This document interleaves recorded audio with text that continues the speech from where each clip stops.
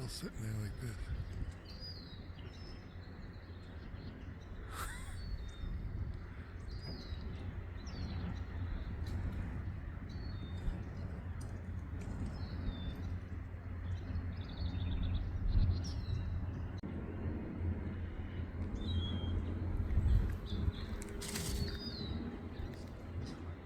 Yeah, you're gonna see him jump.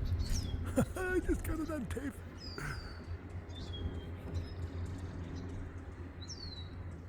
Of a very cool succulent variety. I love these big, long, tall bolts that come up out of these succulents.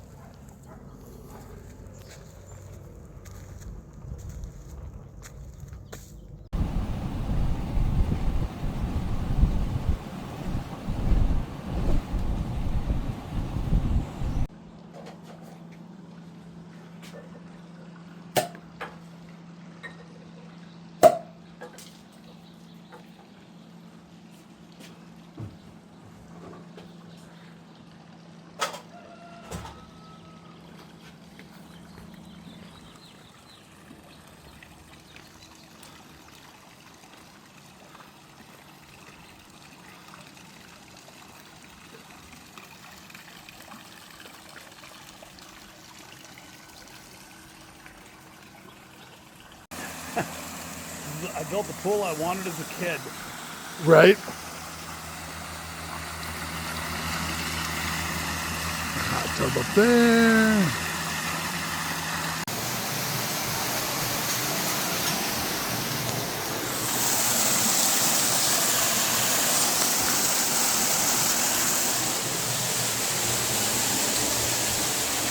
That's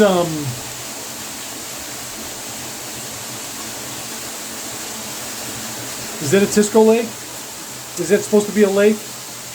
Well, it's supposed to be a vein of gold. Yeah, well, I got that part, but at first when I thought, when you showed it to me, it was going to be that you had made it to like, look like one of the lakes or something. God made this. This is the aluminum toolbox on the back of my brother's truck post fire. I got all sorts of pieces like this. No kidding. Yes, I'm going to mount it in the walls. Yeah. Yeah, it's fun. Yeah, spray paint them a little. Yeah. It's a little gold, but it's not quite, I need it shinier. This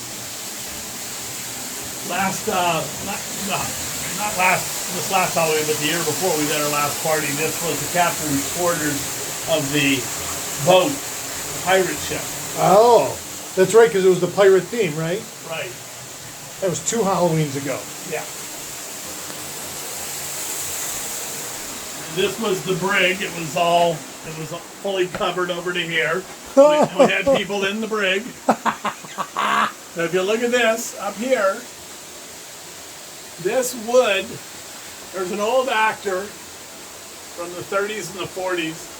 His name's Joel McCrae, very famous. Oh, I think I recognize that name. Anyway, there's a ranch out here called the McCrae Ranch. This is where he was and had his sons, and it was, I think, could have been 10,000 acres. It encompassed a lot of Thousand Oaks before 30 years before Thousand Oaks is a city. It was a working ranch.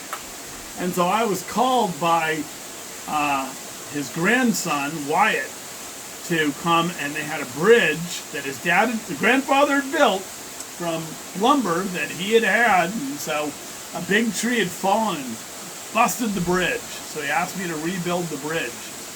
So couldn't really purpose anything. So, but I said, okay, I can't reuse that on that. But I said, do you mind if I take this home? Because this was all of his planking from the bridge. Yeah. And so I put the money side, the one that got painted and all that, it's probably lead. Sure. And I put it upside down here so it add to the ceiling part, like I'm in a ship or I'm in a jail or whatever. And so that all came from Joel McCrae's bridge. That's pretty cool. And they were like, nothing was wider than 4.5 feet, so I choose and blah, blah, blah. Yeah, and just scraped it, scabbed it in. This wood here, this was on the side of my house when we moved in. It's from the 1940s. Oh. And it was covered over with really shit. So I pulled the shit off And then I harvested this and saved it all because this is like a net 1 by 12, and it was all siding. So I said, fuck, I'm going to keep this. I'll need it for something. Hell yeah. That's so cool.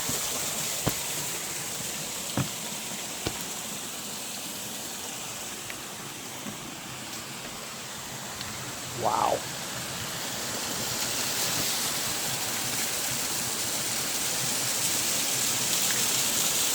Oh, man. There's the view. Oh, that's a nice way to get the sun in there. Yeah. Another seating area up here. Up here's seating area. So now we're actually over the cave. Yeah. We're over the cave, and then that's a. You sit up there. It's strong. I built it strong enough to have a party up there. Huh.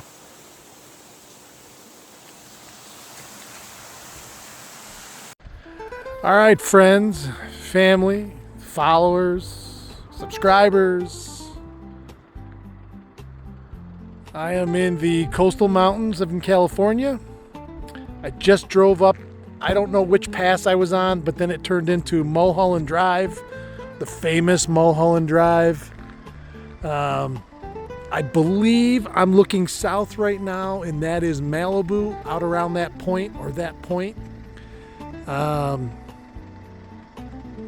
And that's the wide open Pacific Ocean. So if you keep going that way till the end of time, you'll come out, I don't know, on the west shore of Asia.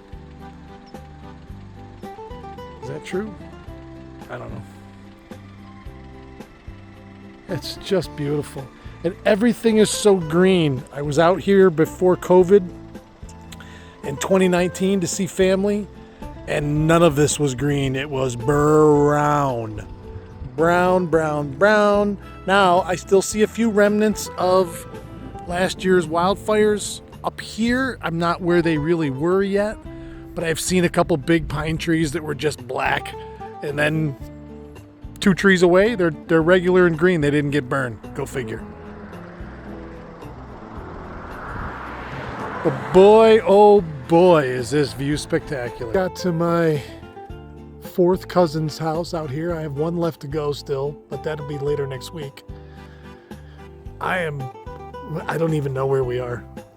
I'm way the frick up in the middle of the mountains. My cousin Christopher is my godfather. He's lived up here for years. Look at the size of this frickin' mountain.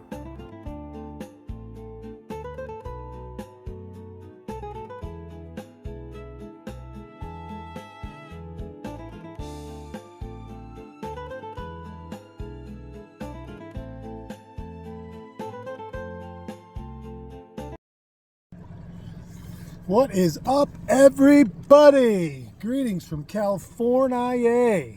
I am on Pyramid Lake, right in the middle right there. That's my nephew, Jack. What's up? The old guy right there, that's my godfather, Christopher. They're local out here. I'm not. We're on Pyramid Lake. And is this still considered Southern California? Yeah. Yeah, Southern California. You may have heard of Pyramid. It's not far from Casitas. It's known as a big bass lake here in California, although the lake itself not terribly big. We've been running back and forth from one end to another. We spent all morning live scoping, looking, casting. We caught a couple fish. Didn't catch nearly as many as we saw that we had looking on live scope. So a couple guys went by us. We caught one nice striper. Chris caught a beautiful striper on a jig this morning, about 26.5 inches. We saw a couple other guys troll, and we're like, hey, what's the deal? And we asked them about size limits because there's no internet reception here, so we couldn't look it up. So we decided to keep a fish. Well, we ended up keeping 2. So we're gonna do a little catch and cook video later. I'll clean them, show you guys everything we do. We'll cook them up later this evening back at the house. But that being said, so we started trolling up until my trolling motor died. And our first pass, we hit 4? Yeah, at least. 2 within the first 10 minutes. Now, I'm trolling with the big motor now, which is fine, but I had to turn around and troll into the wind so we could control my speed a little bit better. But so far, so good. We're on our last pass. You got to be off the water here and out of the park before 4 o'clock or 4:30 or whatever. And we'll talk, we can talk right now, but we'll talk about the complete fiasco that we had to go through this morning to get the boat onto the water. So I mean, this is part of the aquifer system. I get it. For those of us back in New York, we understand zebra mussels and cross-contamination between water bodies, yada, yada. Anyway, you pull down into where the ramp is before the ramp, and you got to go through a physical check station. I had a girl get in my boat. She checked it, stem to stern, soup to nuts, and said I was okay. But she did say beforehand if there was any water or oil or debris in the bilge, that it would be an 8-day quarantine and the boat wouldn't be allowed to go on any body of water in California for 8 days. So we passed that and we're like, great, let's go. We get down to the next stopping point, which is where you got to pay the lady to get in to launch. It's $31 to launch our boat this morning. $31 to launch it one time. And then the lady says to me, do you have a California boater's card? Well, no, I don't, because I'm not from California. She goes, I said, will you take a New York card as a reciprocation? Well, they ended up taking it. So we've now cleared 2 hurdles. Now comes the 3rd hurdle. We get to the ramp, and here comes the sheriff. And he walks right up and goes, all right, let me see your throwable and your fire extinguisher. And I go, well, I'm under 21 feet, so I don't need it. He goes, well, not in the state of California. That's not true. Okay. He goes, you can't launch unless you get one. I go, okay. He goes, but we happen to have a store right up the hill that sells them. Okay. So I go up there and spend $100 on a this. There's the throwable. $30. The fire extinguisher was $70. So now we've dropped a cool $120 just to launch the boat. It was worth it. We've had a great time. We got 3 generations of my family on the boat right now, and we've had fun and caught fish, and so it's all worth it. But man, I thought, and all of you are going to think, New York was a little not even close to out here. It is different.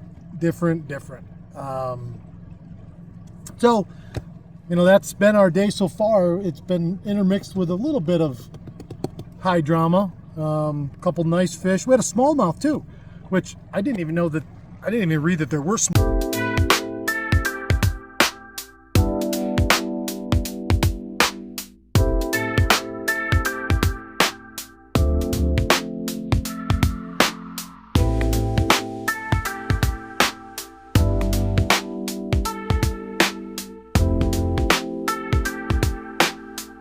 In here. I knew there were largemouths in here and stripers. So, and they stock trout in here every week. So back by where the ramp is, you can see there was a whole line of guys on the shore fishing for trout. So that's and I was thinking about doing a live today, but there is 0 internet here. We couldn't even look up what the size limit was for stripers because you had 0 bars in the middle of California. So I'm from here. I don't even know where we are. beautiful. I'm gonna give you guys a little looky-loo around real quick. But I mean, you can see the amazing scenery. I mean, that's one thing about every Western lake I've been on so far, and you guys have all been privy to it, is just the immense amount of natural beauty on the shorelines. How steep these shorelines are. So right now there's that point. That point's probably 100 yards maybe, tops, not even. 75 yards, and we're in 75 foot of water right off the end of it. So interesting. It's interesting. Water temp's only 55 degrees, There's a bass tournament here today, and as of this moment, we hadn't seen anybody catch a bass, and they're all banging the banks though. They're not out live scoping anything. Ooh, I got a little skinny here. Let's watch that. Just make sure I don't dig it in the bottom. Boy, that came up fast. The one point that actually is a point. Everything else has been so deep you could run right across them. This one tops out at 30. See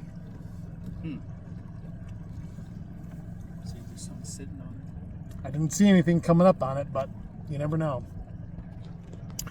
So, unless we do something else, and I do have some good GoPro footage that I will include in this. Unless we do something else, I'll come back. If not, have a good one. Keep your tip up.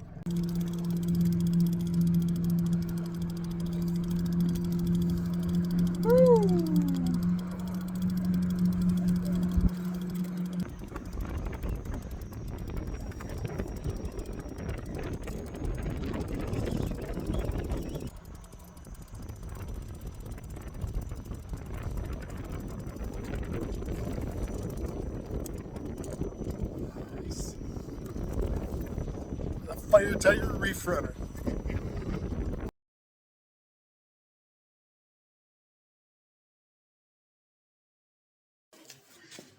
And they're, I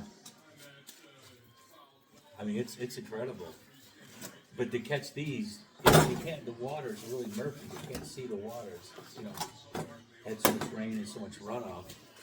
And when they hit, it's like, holy shit. Now, I have no idea how to cook these. I assume. We're just gonna, they're nice and white. We're just gonna season them. Wrap them in a little foil. You can.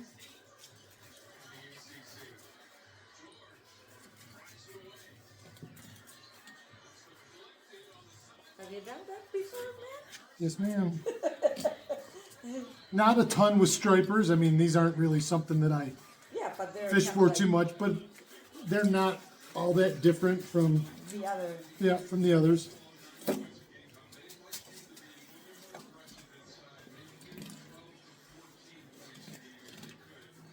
So that rib cage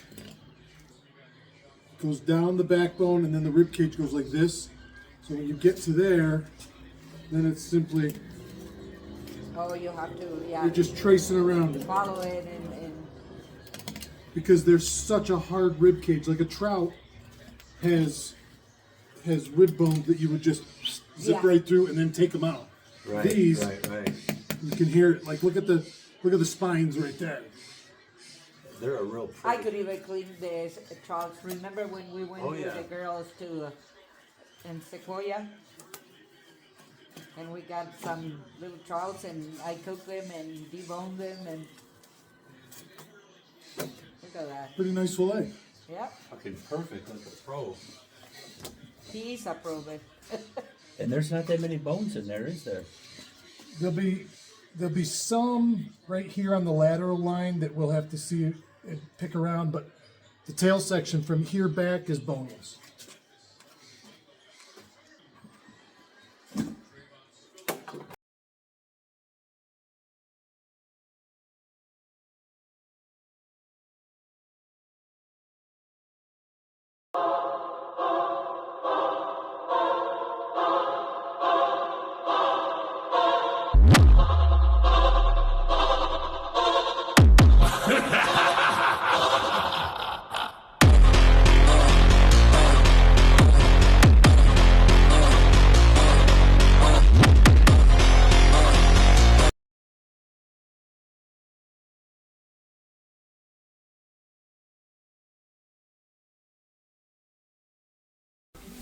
Look at this wall of freaking saltwater X-Wraps. Look at the size of these things. Like a giant shad wrap, about 7 inches long, 7 ounces.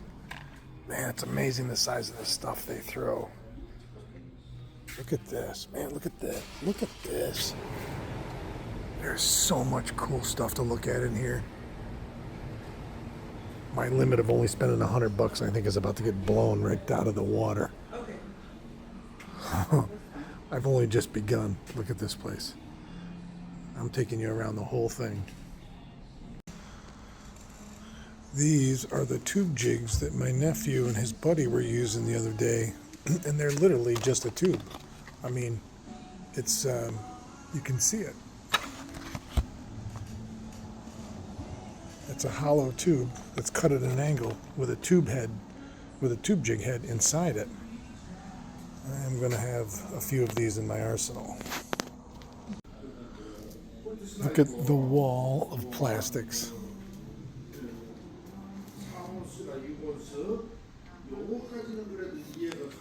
Size, style, color, squid, swim baits, straight tails, trailers.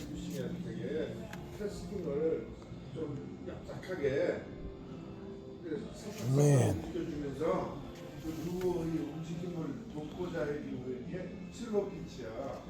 Wow. Huh. You rig them flat.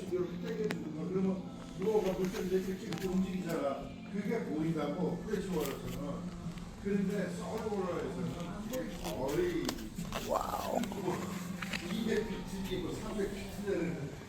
Oh, that's a curly tail. What is up, everybody?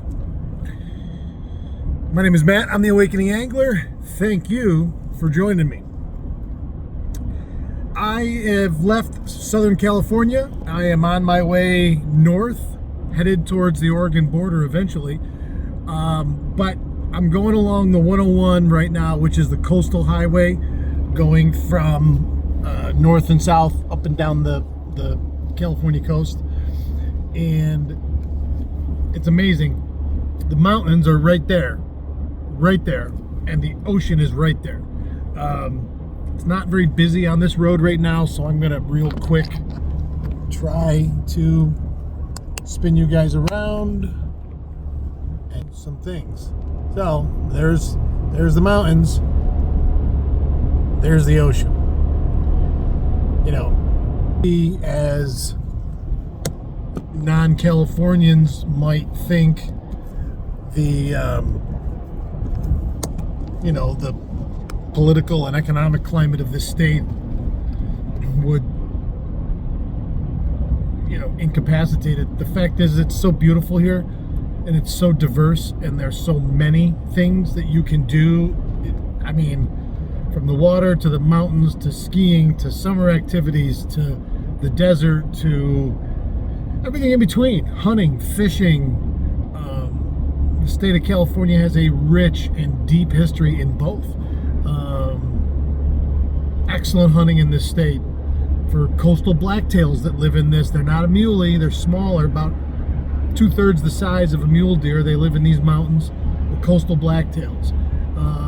You have muleys farther in the interior into the north, up in the high Sierras. You have black bear, you have brown bears in some area. You have an enormous amount of small game activity, like at the golf course the other day, with my cousins Sunday playing golf.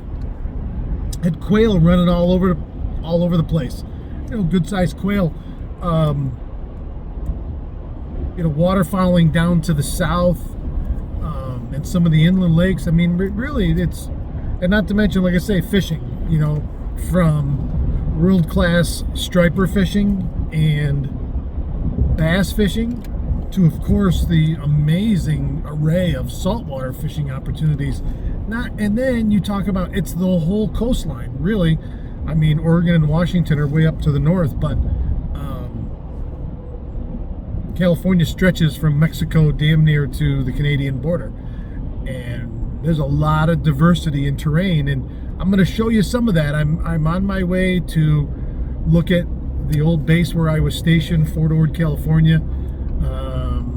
They decommissioned that base back during the Clinton era. When I was there, I was part of the ceremonies that decommissioned that base when I was still stationed there in the early 90s.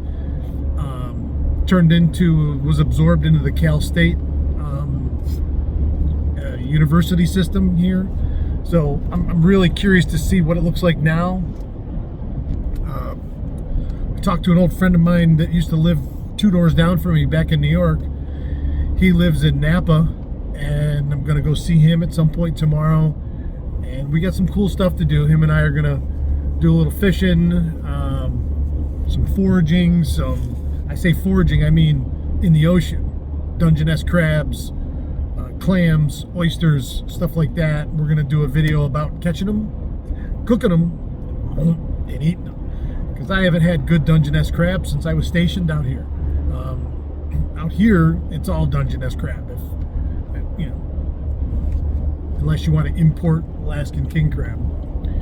But so ton of fun stuff. Like, I just wanted to give you a little bit of California. I lived out here with this family when I was young, out of high school for about 6 months, and then of course I was out here for 3 years when I was stationed out here.